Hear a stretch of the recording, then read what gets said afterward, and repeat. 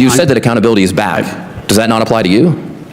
As I said at the time, Congressman, there were no names, targets, locations, units, routes, sources, methods, no classified information. Okay, so if it comes back that it is classified, will you take accountability or not? We've already established, you've already admitted that it was classified because everything you get from CENTCOM is classified. You just explained that to me. That's how you justified not answering the question. Not what I said. I didn't confirm any classification or Okay, so if it is what confirmed, I know is that will you take everything I accountability? share, everything I talk about, Mr. Secretary, does accountability apply to you or not? is classified whether I talk or not. Does it apply to you or not? Does what apply to me? Accountability. Secretary Hegseth, I'd like to clarify a few important details for the record.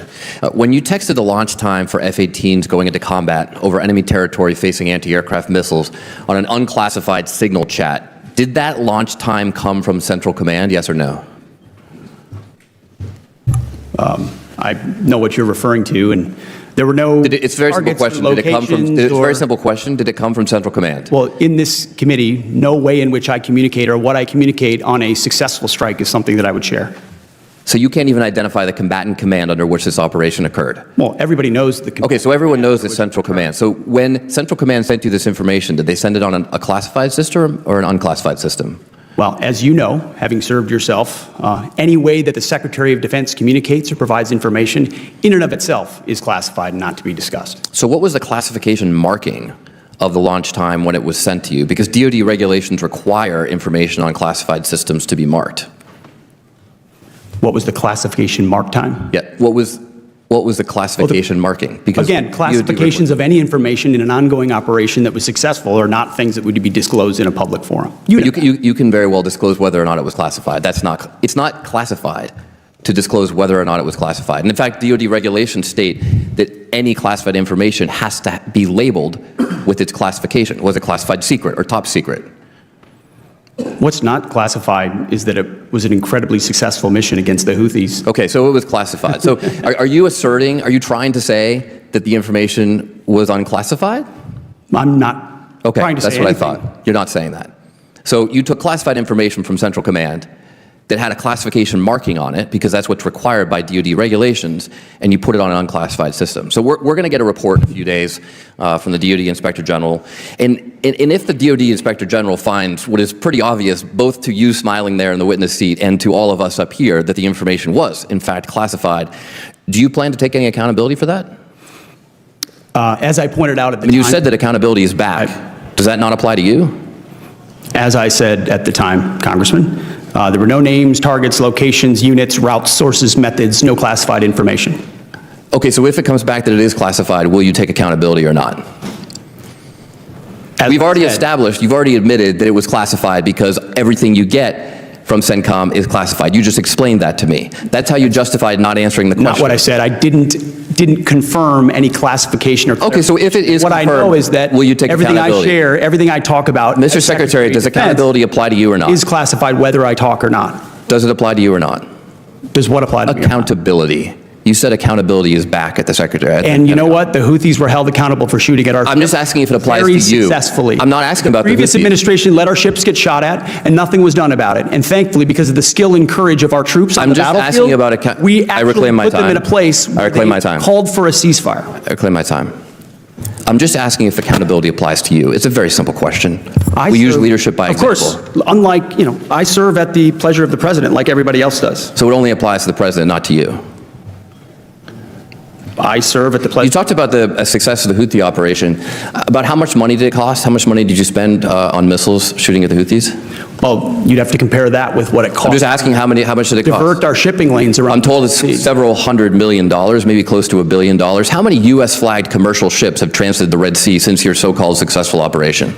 Well, thankfully, unlike the previous administration, the answer is zero. Military vessels transit. No, I didn't ask about military vessels. I asked which would about be the commercial precursor vessels. for how many commercial vessels? Transit. It's been several weeks. How many commercial vessels, U.S. flagged, have transited the Red Sea? Well, would you, Mr. Congressman, put civilian ships? The questions are not to me, Mr. Secretary. They're to you. We have responsibly put military. The answer is zero. I reclaim my time.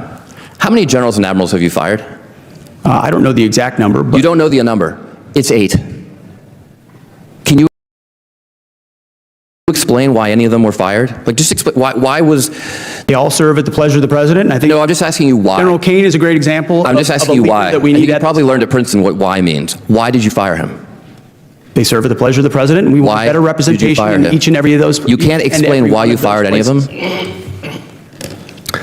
Gentleman's time's expired. Chair, what we just witnessed was Congressman Seth Moulton absolutely tearing into Pete Hegseth over something that should shake every American who cares about national security and accountability: the reckless use of classified military information on an unclassified signal chat. Let that sink in for a moment. We're not talking about some clerical mistake or bureaucratic mix-up. This is about transmitting the launch times of F-18 fighter jets going into combat in enemy territory over an unsecured channel. That is exactly the kind of mistake that endangers lives and compromises missions. Now, notice how Hegseth dodges every single direct question. Moulton asks him point blank, did the launch time come from Central Command? That's a yes or no question. Instead of giving a straight answer, Hegseth tap dances, hides behind jargon, and even tries to muddy the waters by pretending that simply acknowledging whether something was classified would itself be classified. That's not how classification works. Anyone who's ever served, like Moulton himself, knows that information must be explicitly marked with its classification level, secret or top secret. It's written into DoD regulations. And here's the kicker. Hegseth essentially admitted, without realizing it, that what he shared was classified. He said, everything I share, everything I talk about is classified. That's his own defense. But if that's true, then what was he doing putting it on an unclassified signal chat? You can't have it both ways. Either you leaked classified launch times, or you don't know how classified systems work. Either way, it's sloppy, it's reckless, and it's beneath the office he holds. But Moulton didn't stop there, and this is where the money comes in. He presses Hegseth about how much these missile operations against the Houthis actually cost. And the number? Several $100 million, maybe close to $1 billion. Just think about that. Nearly $1 billion taxpayer dollars spent, and what's the result? According to Moulton, the number of U.S.-flagged commercial vessels transiting the Red Sea since these so-called successful operations is zero. Zero. We spent close to $1 billion, launched missiles into Yemen, and yet not a single American-flagged commercial ship has safely transited the area since. That's not success. That's waste, plain and simple. And then, when asked about accountability, a word Hegseth loves to throw around when talking about others, he refuses to apply it to himself. He hides behind, I serve at the pleasure of the president, as though that excuses his own decisions. But leadership isn't just about serving at someone's pleasure. It's about setting a standard, taking responsibility when mistakes are made, and ensuring that the people you lead can trust your judgment.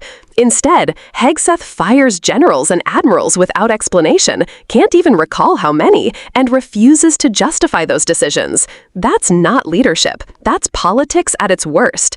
So here's what we learned. Hegseth may have compromised military operations by transmitting classified info on unsecured channels.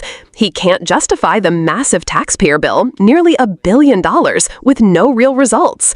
He preaches accountability, but when it comes to his own actions, he runs from it. This isn't just about Pete Hegseth. It's about whether we're okay with leaders who treat national security like a political prop, spend our money recklessly, and put service members at risk just to score talking points. Seth Moulton's grilling made that clear. And here's the bigger takeaway. Accountability isn't optional in government. If we don't demand it, people like Hegseth will keep dodging, deflecting, and wasting billions while risking lives. That's why we can't tune out. We need to stay engaged, informed, and ready to hold leaders accountable because they work for us, not the other way around. So ask yourself this. Do you feel safer knowing that our Secretary of Defense is handling classified information this recklessly? Do you think our taxpayer dollars are being well spent when $1 billion can't even guarantee a single safe commercial passage? If your answer is no, then the path forward is clear. Keep paying attention, keep demanding accountability, and don't settle for excuses. If you agree that accountability should apply at the very top, not just to the rank and file, make sure you hit like, subscribe, and share this video, because the only way to stop this reckless cycle is by staying informed and making our voices impossible to ignore.